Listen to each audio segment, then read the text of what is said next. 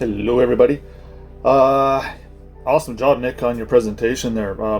See how multi-layered this thing all turns out to be, the onion that we're dealing with here. To answer your question there, Nick, respecting which process of the two regarding latches should we be primarily concerned with? I'm going to say we could probably do this three of three ways. I'm confident that, again, once we dispossess ourselves of a specific interest in that chattel, once it's no longer in your possession, and not only is it not in your back pocket, but it's not in your mind. Again, when we stand convicted, are you constituted under the Constitution of Canada or the Constitution of Creator? Two different constitutions, and if you claim to be one of each at the same time, you're defeated in law and in equity, because you actually are presenting yourself and representing yourself at the same time, proving the duality in your mind. And any doubly minded man or woman can't be trusted. Again, this is what Scripture is certainly talking about for a multitude of events. And this is where we got to separate the ecclesiastical, like you're saying, Nick. Again, this is where they take a gift from Creator. Imagine Creator as she has the whole title, both of them, legal and equitable. That's the grantee. When you have both, you're in possession of both titles. It's already presumed that you're in possession of one, the legal, because you got it. Now they're just waiting for the other one to show up and merge in the same person. This causes the lesser or weaker of the two estates to collapse. Yes, this ties into the Sedekv stuff. Which there's allegedly three layers to this as well. However, there's going to come a point of you know what, I'm going to firmly believe that we don't have to have every little wormhole explored at each personal level that we all are trying to pursue here. I'm going to suggest, Nick, that we could probably do a little of the first plan. Hey, Your Honor, look, I sent myself an envelope, and this was my intent. To split the titles, Your Honor, to prove that there's two entities at play here. I can claim to be in my dual capacity, and as such, act for this entity or this entity, depending on the circumstances. So, Your Honor, not only am I speaking this, I have written proof. Because again, loved ones, when it comes to certain transactions involving deeds of trust and land transfers and things of this nature, they have to be in writing so that they can be recorded. It's a very tough case to make when you come with just a verbal agreement. However, if you have witnesses to it, you can prevail. So the written component here becomes important, which is why they had to establish these trusts, create a certificate of an account. That's all that's going on here. That certificate is now manipulated on the commercial scheme as we know it in the 3D legal public world. Now again, as we've suggested, when you grab that thing and you identify as this corpse, are you sure? Yep, right here, I'll sign it. Okay, second chance, you sure? Yep. Again, we've expressed that interest to death, where now the system was warranted in acting in our behalf because we've literally neglected and abandoned, forfeited, our right to control something. Now again, I want to talk on Samuel's case. Just from the other day, the judge corrected him on the pronunciation of the word heir, H-E-I-R. Again, you've heard me refer to it as heir a whole bunch here in the last little bit. And then Samuel's case, he presents this, and the judge corrects him and says, no, you mean higher. And Samuel's like, yeah, heir. And she's like, no, higher. And it just kind of got dropped right there, but you know what? Right there is when you can start to declare or proclaim a higher ship than citizenship. Imagine the Navy. We're dealing with boats, we're dealing with vessels, we're dealing with ships. Again, Her Majesty has control and complete ownership over the waters. Every landmass you'll see in legislation and executive things assented to on such and such a date for your particular country, that Her Majesty and or the state, they only really refer to the waterways. as being the owner of them. Okay, so if we're dealing with ships out on the water, what kind of ship do you want to have? If we're being forced to play this, I'm just suggesting at the moment, because again, pretend we're in the middle there, we got some knowledge of equity, and we're trying to get out of the legal side. Which plan do we use? Well, if we convert our ship, convert your citizenship to a higher ship. Higher, this, I know this has a German flavor to that for some reason. I haven't researched that at all, but it's higher. Hierarchy is where I was going with all this. Go research the word archy. You got oligarchy and anarchy and all kinds of archies. So what happens when you put air, higher? You got your own hierarchy, your own hierarchy for you. Not constituted by some other legal entity that you're just admittedly following because we unknowingly pledged. And again, I can't emphasize how important that word pledged is. We just overlook that one, or you think it's a can of spray that mom used to do on the coffee table and wipe, wipe, wipe. No. A pledge is an ancient doctrine where you commit everything according to the terms of the agreement that you're just walking into and pledging your life to bring value to the equation. So this doctrine is carried forward. They trick us into signing off on our higher ship, leaving it in the dock. All right, this is again when Dean used to draw pictures of the battleship in the canoes. We showed up with a battleship or a helicarrier or whatever you want to call it, and we traded that for this canoe. And we try to navigate extremely difficult white and black water out on the ocean full of piranhas and sharks and octopuses and all kinds of leviathans. We are now just going to reclassify our boat. And because this doesn't really constitute or create a dispute, yeah, we can probably pull this off by creating the dispute. And here it is, Your Honor. I have the legal title as evidenced by this, Your Honor, and I mentally have the equitable title as written here and evidenced in what? A post office conveyance where I, with intent, Your Honor, acted as the fiction because I'm the agent of it. I'm the only one entitled to, as a matter of fact. So I'm directing that ship's intent to meet the man on the face of this document. Call that the dock. Man and boat meeting again. Well, right there, Your Honor, there's the merger. So who prevails here? Does the boat prevail indefinitely, or does the man? Well, our next move dictates what happens. Well, Your Honor, I'd like to redress the boat. I'd like to report. Report! Again, look at government officials in school, and didn't we always get report cards? This is certification since you were this big. Through the public system, reporting your ascension, if you want to call it, within Satan's shit show. Look at all the degrees I've got. I'm actually bound up. I've committed that much more stuff with this entity as it relates to that person. And again, relator is a word that burn that one into your mind, loved ones. I'm going to suggest it's more important than beneficiary. Beneficiary doesn't have a lot of power, believe it or not. Yeah, you can bring a claim through the beneficiary to affect a course of action, but you know what? You're better off just showing up as the settlor. Rather than do a two-step process, do it in one. Show the court how much more competent you are. Try not to be moving the shell game and crossing paths in kind of an unflowy type matter. Just separate the two. And we separate the two, we actually establish these things. And again, the declaration and proclamation. What's the difference?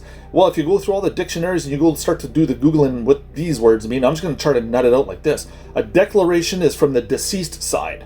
It's the person's side. We're able to make declarations there, and are they binding? Yeah, absolutely. Are we also allowed to make proclamations on the living side? Yes, very similar documents, but two completely different titles. And again, we have to look at our titles and the way we're forming and styling our. Okay, when I was mentioning again there the other day, how do we style or frame our cause? Well, it's a suit for what? Recovery on a certificated security? Is it a suit for an accounting? Is it a suit for an injunction? Is it a suit for vesting orders and appointments of new trustees? Like, again, how we configure that opening clause to our documents is everything. If we fail in the outer shell, if we fail in the preliminary structure or the framing of our position, it won't hold the stuff we want inside. It's, again, you're taking a boat out to sea and you've only got it framed. You don't have the thing sheeted, or you don't have the skin on it yet. You ain't gonna sail very far with a boat like that. That middle section there that Nick was describing, where we're in between the legal and the equitable, again, answering Nick's question here, which is going to be better. I'm going to suggest that you can get a lot of frickin' remedy relief doing one version. And again, where does the adverse claim come from? Well, I'm suggesting that when we show up in person, that's adverse possession. We're already in that position. We're already admitted to be the adverse possessors of property that we continually use to our detriment. It kind of just puts us in a state of limbo for a little bit, and the system is on standby to see if it can react to you knowing how to re-navigate your life's path. Again, all these admiralty and shipping terms. Again, so if you have a grip on shipping and admiralty and military and the way that whole world works, and the maritime stuff, and you can see how they brought it onto the land through the postal system. Again, these offices, these appointments, publicly and privately, they carry a lot of weight. These departments, these constructs. So as long as we start to navigate and use these things, utilize them properly, all of our relief and remedy is actually, believe me, I'm going to suggest it's sitting right in front of us, which is why there's no excuse when we start to experience what perishing feels like, when you start to feel like what death feels like through our daily conduct. We can't be asking for forgiveness when we just continue to do all these wrongdoings when we actually had the remedy or the relief in our pocket the whole time. So the judges look at you like it's your ignorance, my ignorance, that causes my proximate distress. So as distressed property, as an emergency, as a hey, Your Honor, there's a conflict of interest now. I don't know whether to act as the person and further infuriate my father and expect a life in a lake of fire.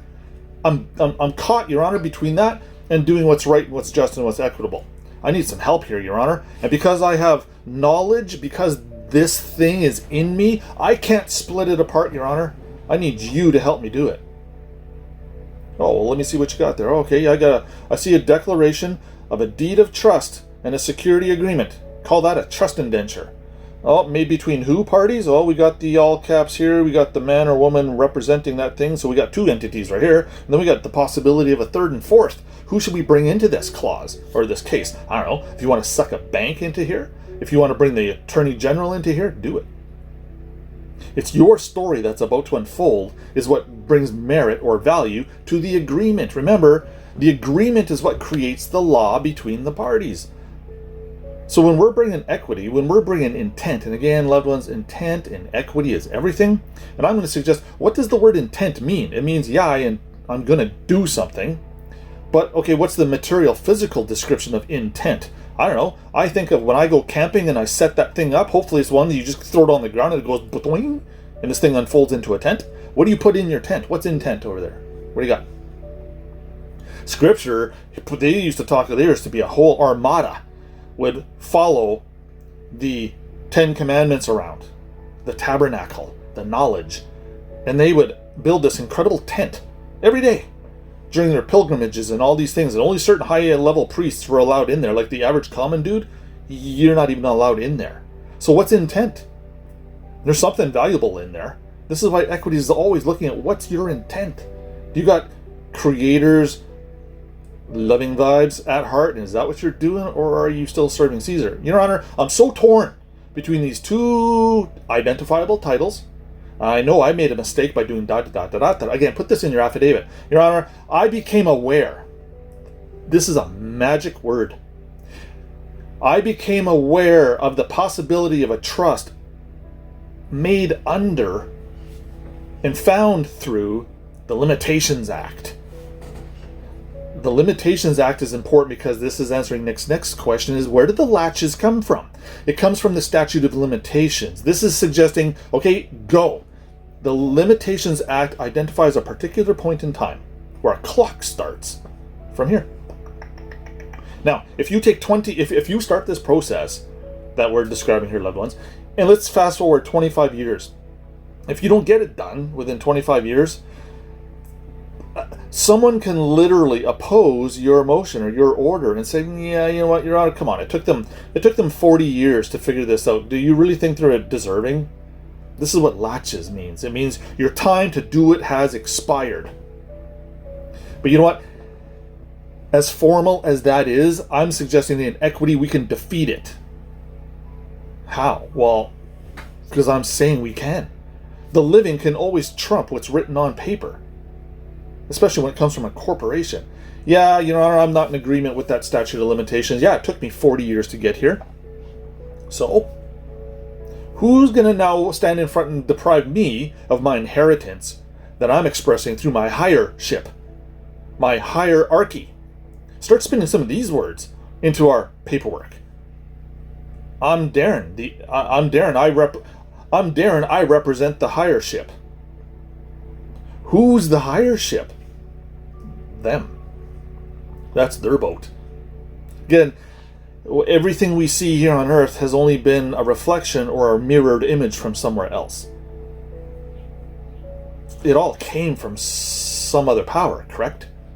Well, in that form, it lands on Earth and then turns into whatever we're dealing with today. Yeah, okay, great. His boat, Noah's boat, well, that was a ship. It's all about controlling our ship. So when we report, again, you take the boat,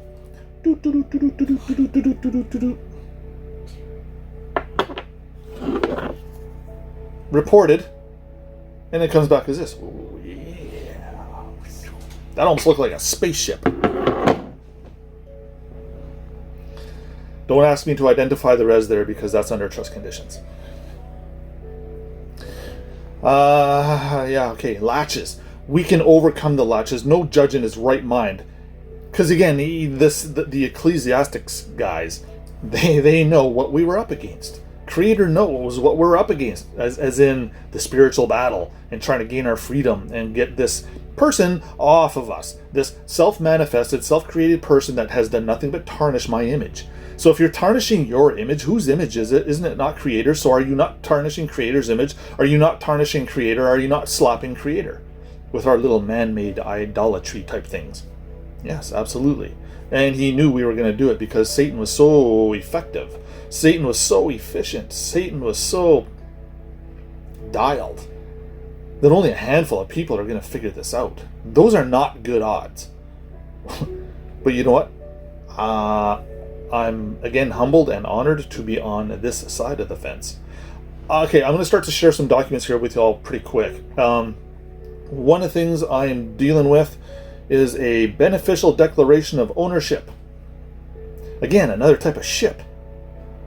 A declaration of beneficial ownership in a legal entity.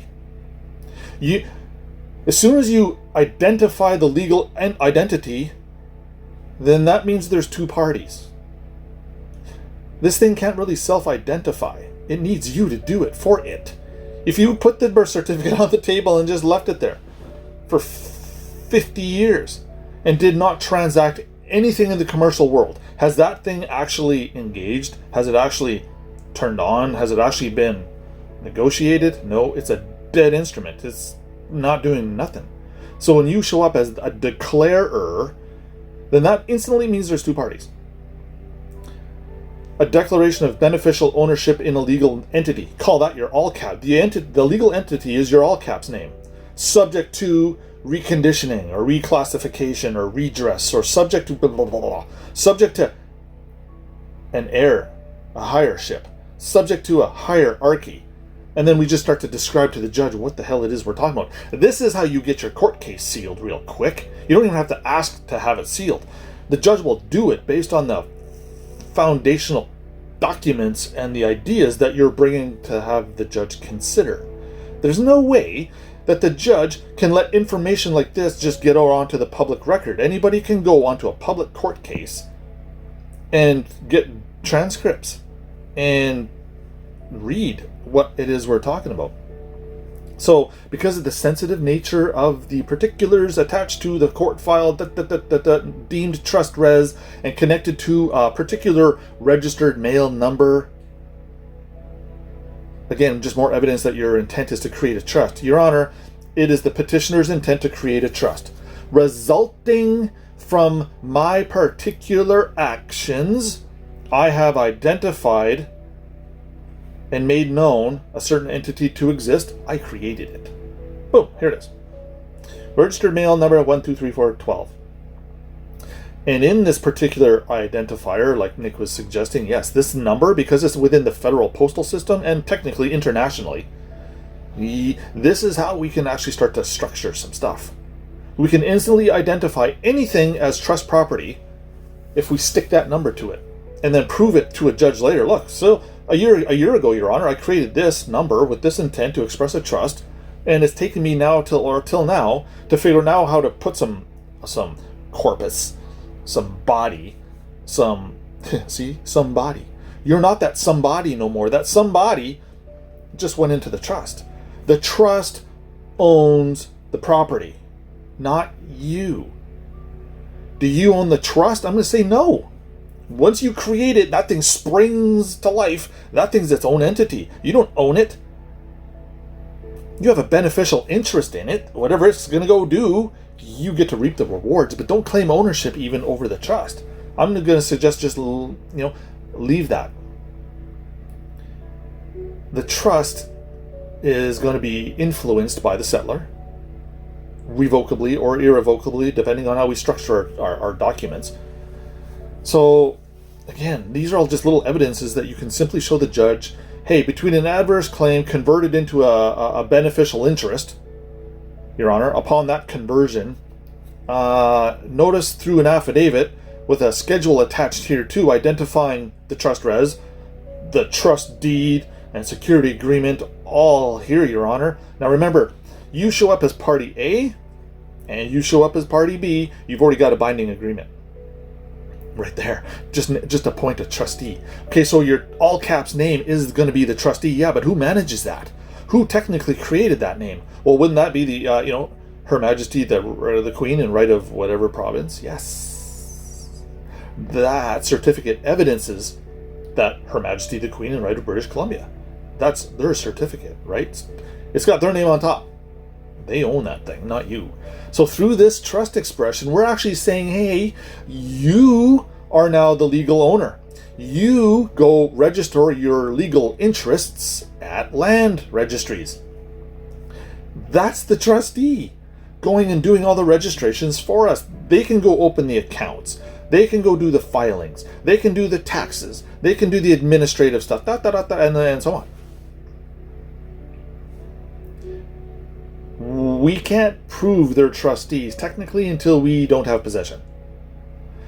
The moment we don't have possession, the moment I became aware, and again, I'll show you in the statutes where it says when the beneficiary becomes, or when the settlor becomes aware of the trust and the possibility for injury to result to either party if the beneficiary or settlor doesn't start acting on this. Because if they create this thing's sprung, it's out, it's loose. And then you show no further interest in it, or you just don't do nothing with it, yeah, technically the judges can say, well, you haven't proven your ability to manage your own affairs because you actually didn't get the job done. You didn't bring enough information to a judge so that he could execute a decree from a land court. The land court is identified as the hierarchy shows up, the heirship is here, the hire is here. Hireship is pretty neat. It's talking about trust stuff right away. So again, loved ones, just a few terms that we can throw into our documents here that, again, it's just adding more flavor to the pot. Nick's did, a fantastic job there when he's suggesting, or now do we just go with the perfected interests and we ram the affidavit and the petition and we go right to court? Which of the two processes, Darren, is going to be the one we want to do? I'm going to suggest we can do both. One or the other, or a combination of. That's what I meant by all three of three. I'm thinking that we have enough knowledge already that we can start to be bringing this stuff, again, to the Attorney General without going to court. That's one. I'm going to start getting into here the Attorney General acting in a certain capacity on behalf of the trust, but you got to be able to prove the trust exists to get that particular Attorney General's office to engage and act for you privately. They need a written agreement, a security agreement. They need to see the terms. They need to see what the hell it is you're talking about before they'll agree to it and issue or reissue or transfer securities on your behalf. And you know what? While we're talking about transferring securities, another dynamite little word I came across here just the other day: prospectuses. Prospectus. We want to get really familiar with using this one again, because it is all straight up and literally says this. When I did the Googling on it, you can't transfer these things. You can't move a legal interest from one party to another. You can't without a prospectus. As in prospector, as in guy staking a claim in particular property for a particular intent and purpose to do it for a particular something. This is all part of the scheme. Again, consider that the word prospectus is just a fancy word for scheme, but it's much more embellished than that. Prospectus is considered to be a very embellished document. You could literally take a prospectus to a bank. Banks deal with these things. Jody was telling me about when she used to deal with securities and retirement plans for children. The prospectus part of her proposal was very key.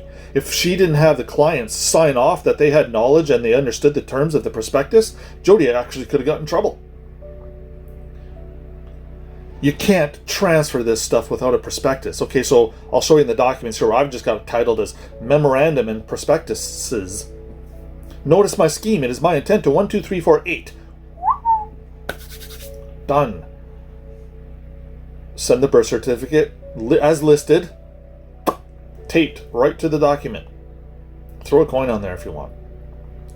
But when they see this thing showing up as a prospectus and the hierarchy has arrived, the heirship's hierarship is here as okay. These are some of the things that are going to start to turn the tables for us.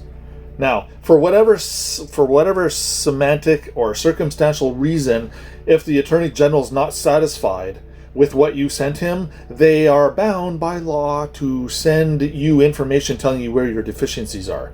They're going to say, or they used to say, we don't represent your interests, and we're going to suggest you get some legal advice.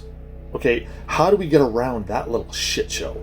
Well, when you do a particular something that forces them to represent your interests, now they are the legal representation for the trust. I'm duly appointing you to act as the attorney at law for this trust so that I can deplug, I can unplug, I can go do what I want to do. Now you actually have the Attorney General, the appropriate office, working in conjunction with the Minister of Finance and Education and Health and Transportation and all the other departments. Again, the AG is the top dog. Minister of Finance is right under that, but those are the top two we want to concentrate on. So again, a written agreement, a trust indenture, and a security agreement. We are forming indentured trustees. So I know we're getting close to half an hour here, so I'm going to start to share some stuff here pretty quick to keep the irons and the fire hot. And I just would like you to include some of these new wisdom findings. Prospectuses is very important. And what else did I have to say here? Yeah, I guess that's it for now. Again, fantastic job, Nick, and all those others that were contributing to that. A lot of layers, a lot of stuff going on here, a lot of perspectives. Okay, peace, love you all.